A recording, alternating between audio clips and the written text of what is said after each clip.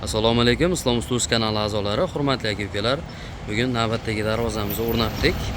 O'qchi tumaniga olib kelib o'rnashtirdik. Kimga qiziq bo'lsa, bemalol murojaat qilaverasizlar. 2 arkali darvoza. Shunaqangi darvoza izlab yurgan aka-ukalarga tayyorlab beramiz.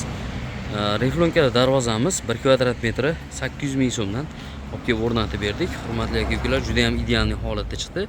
Tepalariga millilikka urg'u berib, lazerlarni qilib berganmiz. Mana ko'rib turibsizlar. Kraskamiz matviy mokraspal kraska bo'ldi.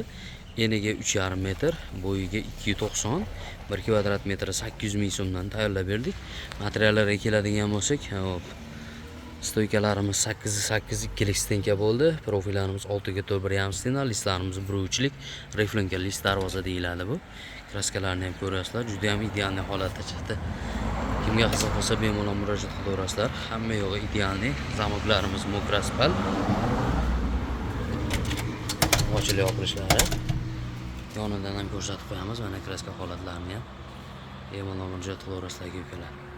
O'zbekiston bo'ylab dastavkalarimiz bor. Orqa tomonlariga kelishilgan holda tayyorlab beramiz.